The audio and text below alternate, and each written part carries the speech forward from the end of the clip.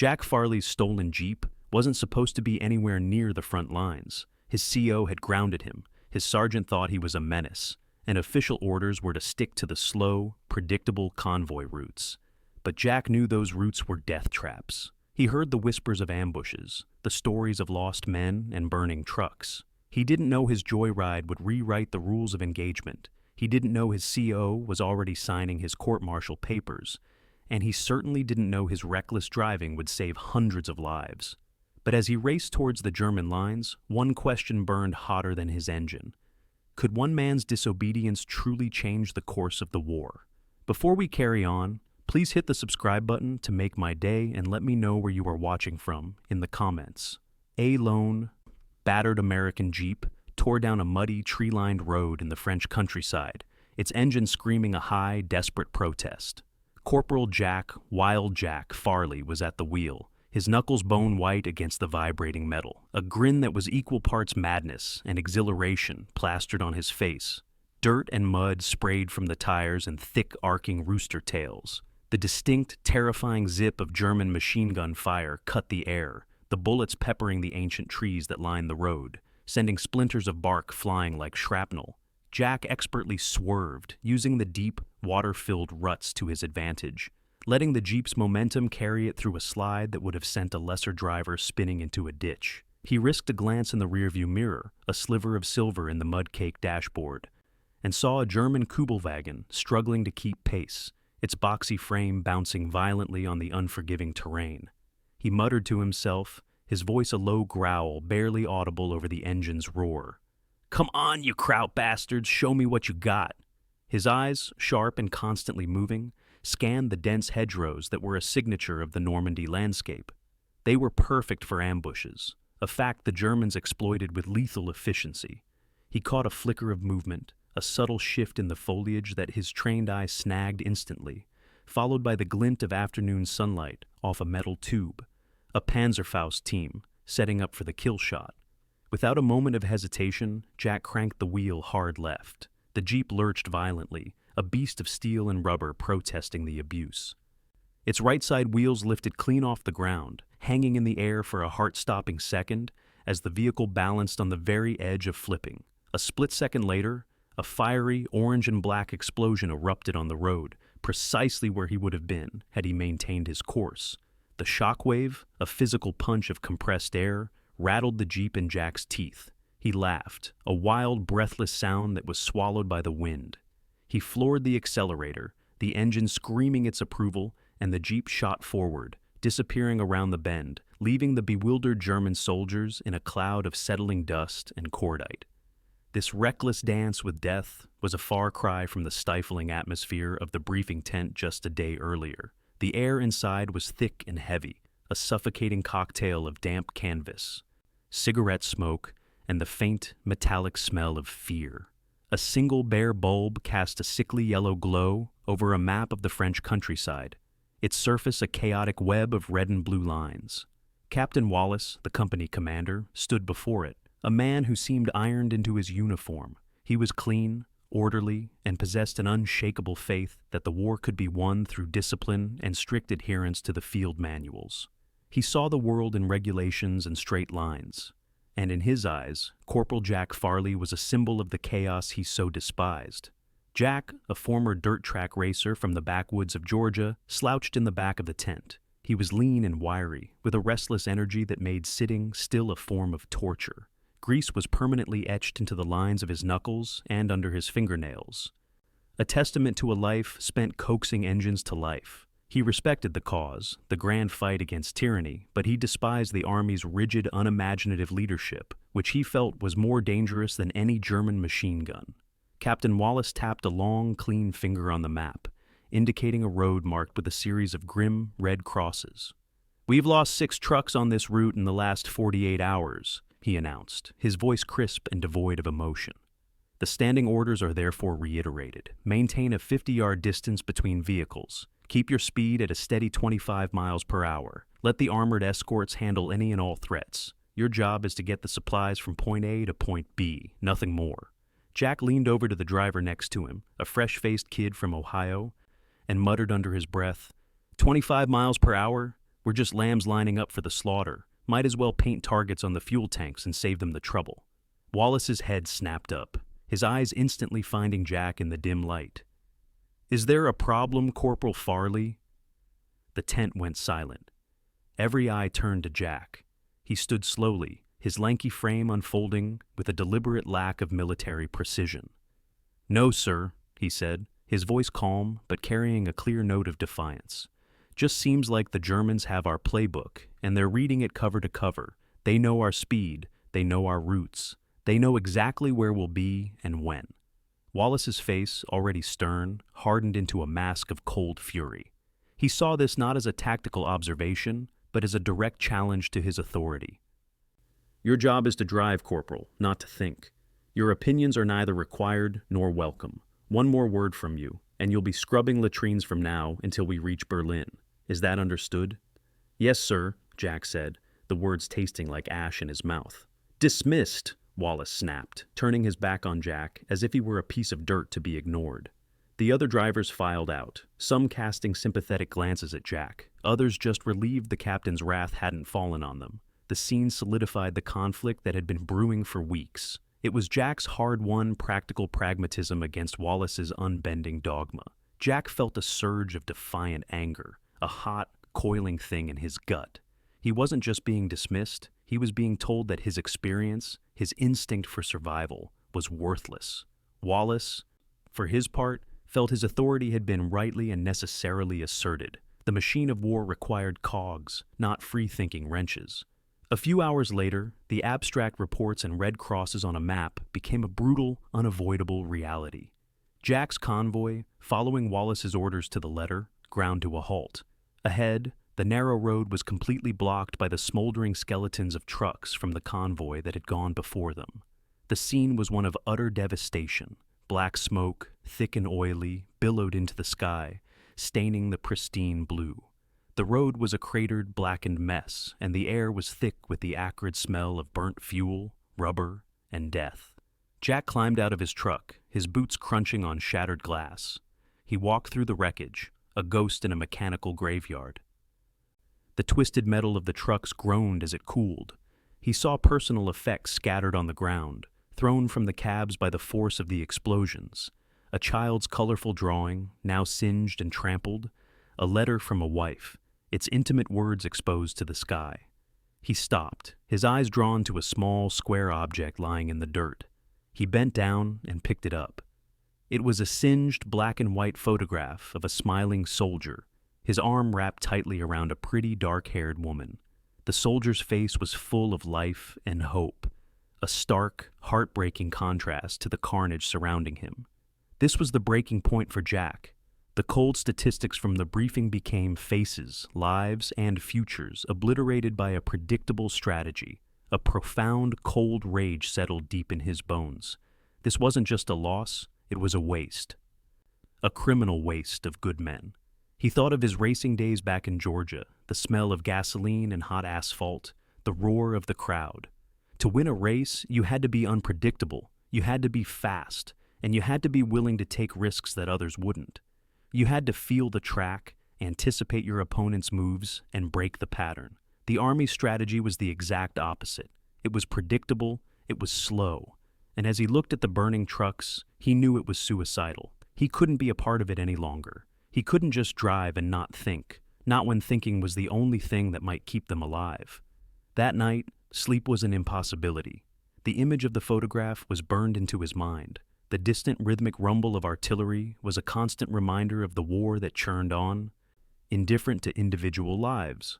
Jack swung his legs out of his cot and walked out into the cool night air. He found himself heading towards the motor pool, drawn by the familiar, comforting smell of oil and gasoline. There, parked separately from the rows of standard-issue trucks and jeeps, was Captain Wallace's personal command jeep. It was cleaner, newer, and Jack knew from tinkering with every engine in the company, better maintained. The idea, which had been a faint, desperate flicker in the back of his mind, now ignited into a roaring flame. He looked around the quiet camp. His heart began to pound, a heavy, frantic drum against his ribs. This was it. This was the line. He could follow orders and watch more men die. Or he could do this. He pulled a pair of pliers and a length of wire from his pocket. tools of his old trade that he always kept with him. His mind raced, building a case for the crime he was about to commit. Better to be court-martialed for saving lives than get a medal for following idiots to the grave, he whispered to himself. The words felt true, solid. His hands, sure and steady from years of working on engines under pressure, went to work on the Jeep's ignition. He wasn't just a driver, he was a mechanic, a tinkerer, a man who understood the soul of a machine.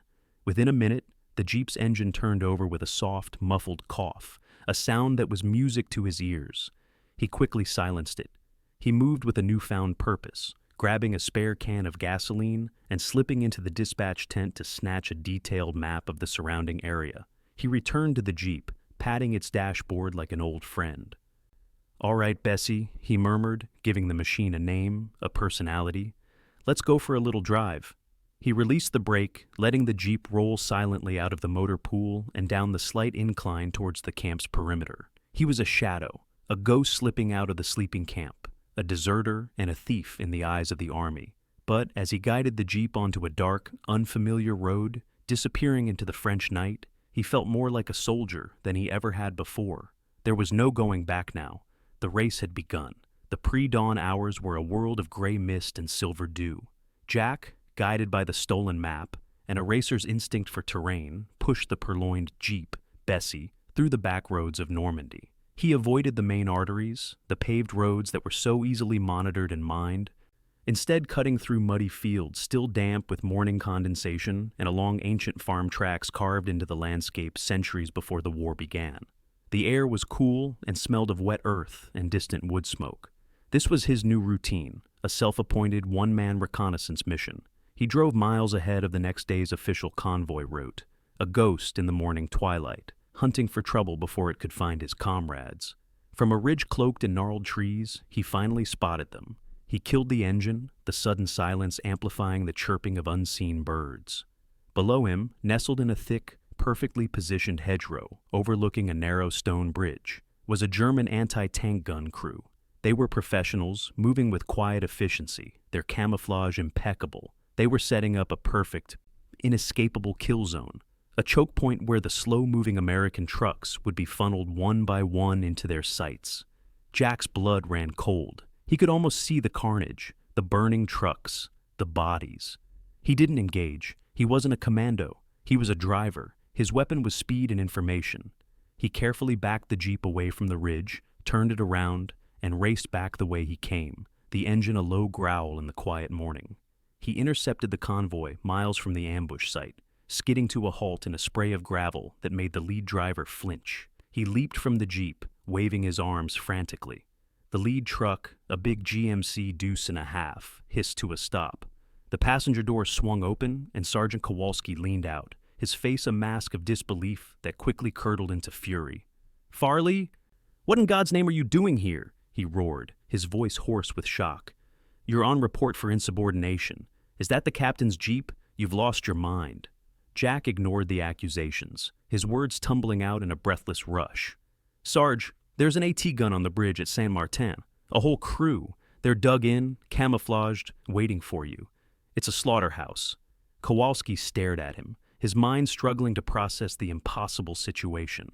The AWOL corporal, the stolen command vehicle, the wild-eyed warning. Every regulation in the book screamed for him to place Jack under arrest on the spot. "You're lying," Kowalski said, but his voice lacked conviction. He had seen the wreckage on the road yesterday, too. He had smelled the same burnt fuel. "There's no time," Jack insisted, jabbing a finger back down the road. "You have to divert. Take the old logging trail 2 miles back. It's a mess. It's mud and ruts all the way, but it bypasses the bridge entirely. You'll come out 5 miles past it."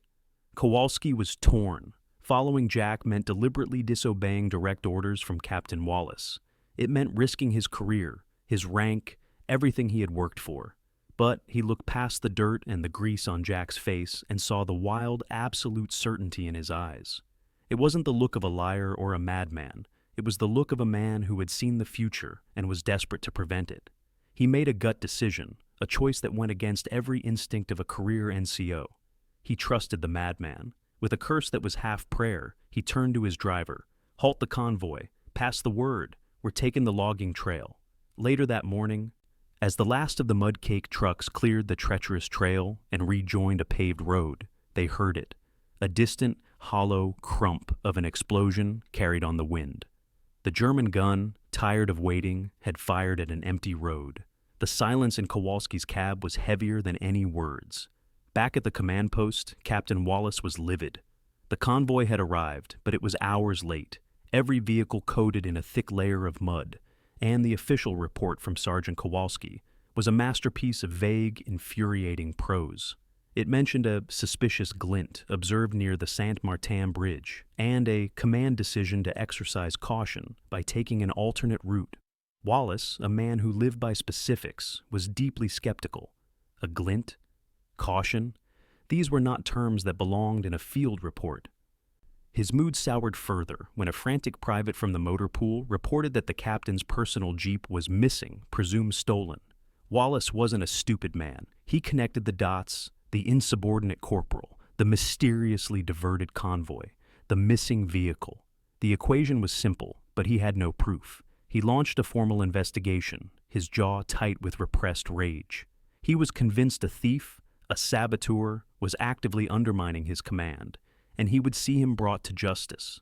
He had men measuring tire tracks at the convoy's last known position, a meticulous, by-the-book effort to hunt down a ghost.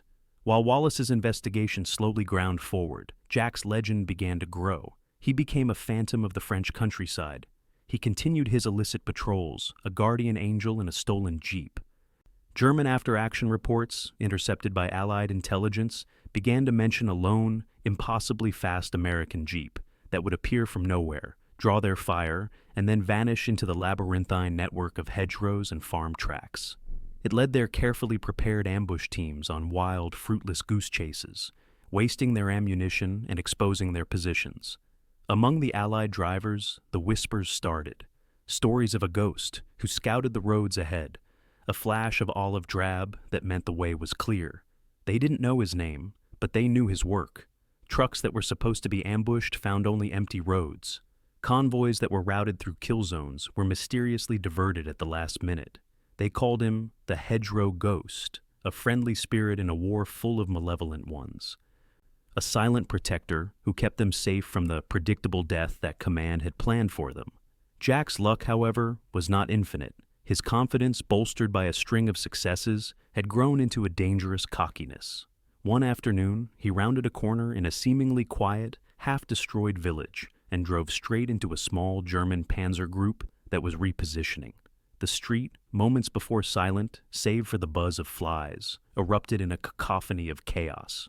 A tank's coaxial machine gun opened up, its heavy slugs chewing up the cobblestones around the Jeep, sending stone chips flying like shrapnel. The chase was on. This was where Jack's mad driving, honed on the dirt tracks of Georgia, became a form of art. He threw the Jeep into a four-wheel skid, the tires screaming on the ancient stones, and ducked down a narrow alleyway. He emerged into a farmyard, drove straight through the lower floor of a half-destroyed barn, bursting through the flimsy wooden walls in a shower of splinters and startling a flock of chickens. He used a terrified flock of sheep, being herded down a lane, as a moving screen, their woolly bodies momentarily blocking the gunner's view. The panzers, too wide for the narrow lanes, were forced to go around, their commanders screaming in frustration. Jack found his escape route, a collapsed section of a stone wall that formed a crude ramp. He hit it at full speed. The Jeep launched into the air, a moment of suspended, terrifying silence, before landing with a bone-jarring crash in a soft field. He didn't stop. He kept the accelerator pinned to the floor, not looking back until the village was a distant, smoking smudge in his rearview mirror. He finally pulled over miles away, his body shaking with an uncontrollable tremor of adrenaline. The thrill was gone, replaced by the cold, metallic taste of fear. The Jeep was riddled with bullet holes. The windshield was a spiderweb of cracks, and one of the fenders was flapping loose. This wasn't a race. It wasn't a game. It was life and death, and his luck was a finite resource that he had just spent with reckless abandon. Sergeant Kowalski found him in a hidden grove of trees, a place where the canopy was so thick it blotted out the sky. Jack had the hood of the battered Jeep up and was trying to patch a leaking radiator hose with electrical tape and sheer willpower. Kowalski didn't say a word at first, just stood there, taking in the scene, the bullet-riddled vehicle, the exhausted, grease-stained man working on it. His face was a mask of stress and profound exhaustion. "You're going to get yourself killed, Jack," he said finally, his voice low and strained. "Or worse, you'll get me thrown in Leavenworth prison. The captain knows something's up. He's measuring tire tracks, for God's sake. He's got the MPs sniffing around, asking questions about you." Jack didn't look up from his work, his fingers fumbling with the sticky tape. "And how many men are alive because of these tire tracks, Sarge?" he asked, his voice quiet but sharp. "How many trucks got through yesterday and the day before?" Kowalski ran a hand over his face, the gesture of a man at the end of his rope. "That's not the point, and you know it. This is unsustainable. It's a circus. It has to stop. You've made your point. Now bring the damn Jeep back before he hangs us both." Jack finally stopped his work and looked up. His eyes, set in a face smudged with grime and fatigue, were as hard as flint. "I'll stop when they stop dying for stupid reasons," he said, his voice flat and devoid of compromise. "I'll stop when the captain starts using his brain instead of a rulebook written 1,000 miles from here. Until then, I'm going to keep driving." Kowalski stared at him, seeing the unshakable resolve. He had come here to put an end to the madness, to order Jack back to base. But looking at the bullet holes in the Jeep and the fire in Jack's eyes, he knew it was useless. He was no longer just a sergeant covering for a disobedient corporal. He was a full-blown, unwilling conspirator. The net was closing, and he was trapped in it right alongside Jack. He just shook his head, a silent admission of defeat, and walked away, leaving Jack alone with his stolen, battered machine. The fragile truce between protocol and survival shattered 2 days later. A frantic message, crackling with static and urgency, arrived from sector intelligence. The Germans, reeling from weeks of relentless Allied pressure, were consolidating their forces for a massive counterattack. To blunt the spearhead before it could even form, a huge critical convoy had to get through to the forward divisions. This wasn't just a routine supply run, it was the most important convoy of the campaign, a lifeline carrying the fuel, ammunition, and medical supplies necessary to hold the line. Captain Wallace, his belief in overwhelming force unshaken, saw this as an opportunity to vindicate his methods. He assembled the largest, most heavily armed convoy the sector had ever seen, a lumbering beast of more than 100 trucks with armored car escorts at the front, middle, and rear. His plan was simple, brutal, and entirely predictable: to push through the main route with such overwhelming strength that any ambush would be crushed under its weight. That evening, Jack and Kowalski huddled in the back of a radio truck, the air thick with the smell of ozone and stale coffee. The operator, a young private named Miller, who had followed the legend of the hedgerow ghost with wide-eyed admiration, had risked his neck to let them listen in on a scrambled German frequency he'd been monitoring. He'd bribed a contact at the listening post with a carton of cigarettes for the decryption key. As Miller translated the clipped, guttural German, a picture emerged that turned Jack's blood to ice. The Germans were not only expecting the convoy, they were counting on it. They had funneled their best anti-tank units, seasoned veterans from the Eastern Front, into a multi-stage, miles-long ambush along the very route Wallace intended to take. It was a trap of unprecedented scale, a layered defense designed specifically to halt, encircle, and annihilate a large, slow-moving target. There were Panzerfaust teams in the hedgerows, concealed 88mm guns with interlocking fields of fire, and a panzer division waiting in reserve to slam the door shut on any survivors. Wallace's plan wasn't just a bad idea, it was a suicide run. The convoy would be driving straight into the jaws of a perfectly designed killing machine. For the first time in weeks, Jack took the time to clean himself up. He scrubbed the grease from under his fingernails and washed the grime from his face. The unfamiliar sensation of soap and clean water, a strange ritual. He put on a fresh uniform, the coarse wool scratching his skin. He needed to look like a soldier, not a madman, for what he was about to do. With Sergeant Kowalski at his side, a silent, grim-faced pillar of support, he marched directly to Captain Wallace's command tent. He didn't salute the guards or announce himself. He pushed aside the tent flap and walked straight in, his boots silent on the wooden floorboards. Wallace looked up from his maps, his face a thundercloud of fury at the intrusion. Before the captain could utter a single word, Jack strode to the table and threw his own hand-drawn map down on top of Wallace's pristine charts. It was a dirty, creased, and grease-stained thing, covered in a chaotic web of red markings, penciled notes, and routes that snaked through terrain Wallace's maps marked as impassable. "Captain," Jack began, his voice steady and clear, "your plan is going to get every single one of those men killed. The Germans are waiting for you. They know exactly how you think, they know the route you'll take, and they've built a coffin for your convoy."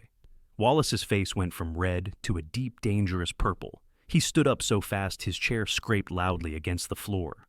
"Corporal Farley!" he spat, his voice trembling with rage. "You are under arrest. You are standing here in a stolen uniform, admitting to stealing government property, to deserting your post. I will have you court-martialed and shot." Jack didn't flinch. He met the captain's furious gaze without blinking. "You can shoot me tomorrow," he said, his voice dropping to a low, intense pitch. "But tonight, you need to listen to me. Your convoy is a fat, slow pig ready for slaughter. But I have a plan.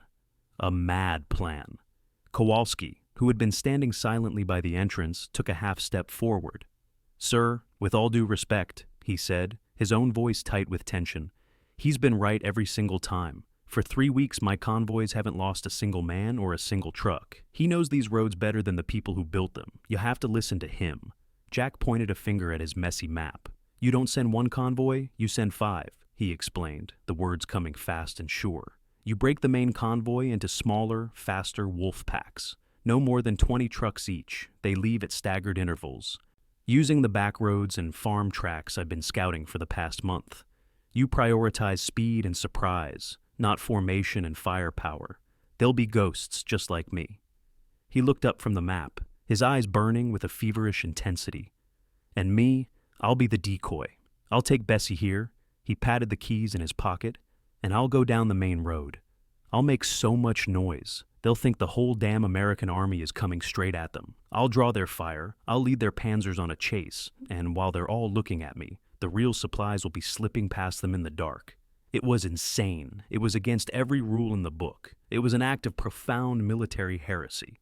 Captain Wallace stared at the hand-drawn map, then at Jack's unflinching face, and finally at the weary, desperate sincerity in Sergeant Kowalski's eyes. The silence in the tent stretched for what felt like an eternity, broken only by the distant rumble of artillery and the frantic ticking of the clock on the wall. Every instinct, every fiber of his being, screamed at him to follow protocol, to have this insubordinate madman clapped in irons. But the words of Kowalski, a man he respected, echoed in his mind. Not a single man, not a single truck. And the image of the red crosses on his own map, the ghosts of the men he had already lost, haunted him. He let out a long, shuddering breath. The breath of a man making a choice that would define his career and, perhaps, his life. He looked at Jack, a flicker of something unreadable in his eyes, a mixture of desperation and a terrifying nascent trust. "God help us all, Farley," he said, his voice barely a whisper. "Do it!" The plan was enacted with a speed and secrecy that was itself a form of chaos. There were no bugle calls, no grand assembly, just quiet, urgent commands passed down through the ranks. In the darkness, the massive convoy was broken apart. Engines coughed to life, their sounds muffled in the damp night air. One by one, small groups of trucks, their headlights taped over to show only thin slits of light, peeled off from the main motor pool and disappeared in different directions, melting into the French night like ghosts. Each group was led by a driver, clutching one of Jack's hand-drawn maps, a crude but precious guide through the darkness. Then, with a roar that shattered the quiet, Jack's patched-up Jeep, Bessie, shot out of the camp and onto the main highway. He had the cutout on his exhaust open, and the engine screamed like a banshee. He fired his pistol into the air, the sharp cracks echoing across the fields. He was a single, noisy, defiant target, a matador waving a red cape at a very angry bull. The night exploded into a symphony of controlled madness. The perspective shifted from one desperate scene to another. In a muddy, rutted lane, Jack led 2 German panzers on a wild chase through a sleeping village, their heavy machine guns stitching lines of fire across the ancient stone houses.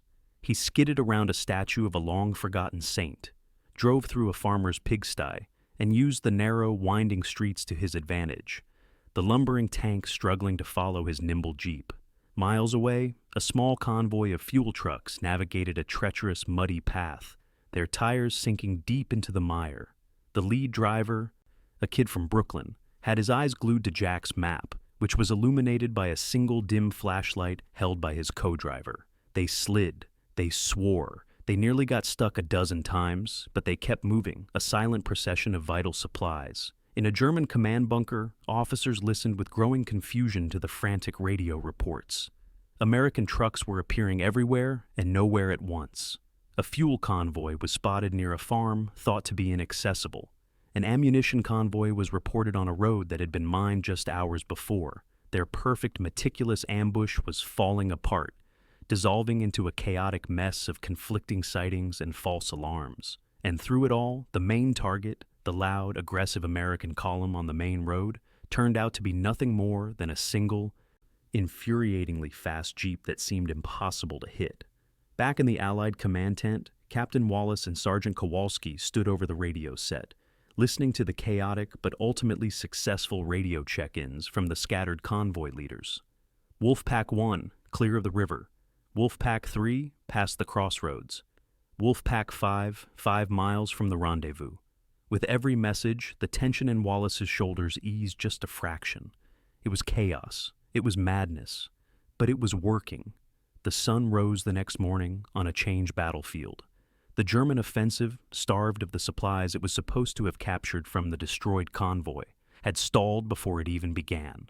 And into the Allied base, battered and smoking, limped Jack's jeep.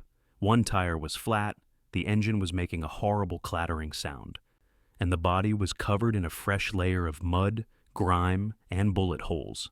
Jack, exhausted to his bones but alive, climbed out. Captain Wallace was waiting for him by the motor pool, his face unreadable. Jack braced himself for the inevitable. Wallace walked a slow circle around the ruined jeep, his eyes taking in every dent and bullet hole. He stopped in front of Jack. "Farley," he began, his voice low and formal, "you have broken more regulations in 1 month than any soldier I have ever known. You have stolen government property, repeatedly disobeyed direct orders, and deserted your post. You are a menace to military discipline and a disgrace to the uniform." He paused, and Jack held his breath. "You are also the reason General Patton has the fuel he needs to continue his advance into Germany," Wallace continued, his tone shifting almost imperceptibly. "I've been on the radio with High Command all morning. They're interested in your tactics." A few weeks later, a high-ranking general with a chest full of medals was visiting the base. He stood with a group of wide-eyed young officers watching a demonstration. Jack, now promoted to sergeant, stood awkwardly in front of a large map, a pointer in his hand. He felt more out of place here than he ever had behind the wheel of his jeep. "The key, sirs," he said, stumbling over the formal address, "is to be faster and crazier than they are. You can't think like a convoy. You have to think like a pack of wolves." Standing at the back of the group, Captain Wallace watched, a small, almost imperceptible smile playing on his lips. Nearby, the original stolen jeep, Bessie, was being carefully loaded onto a flatbed truck, destined for a strategic analysis center in England, a piece of history now. Jack watched the new Wolfpack convoys preparing to leave, their drivers studying copies of his own messy maps. He never wanted to be a hero or a teacher. He was just a driver who hated seeing his friends die for stupid reasons. He felt the familiar itch in his hands, the phantom vibration of a steering wheel, the desire for the open road. He hadn't just won a race, he had changed the whole damn track. Jack Farley was never a general, but his legacy was written in every supply truck that reached the front, in every life saved by a tactic born from defiance. It's a reminder that sometimes the maddest ideas are the ones that make the most sense. What did you think of Jack's story? Let me know in the comments, and don't forget to subscribe for more tales of unsung heroes.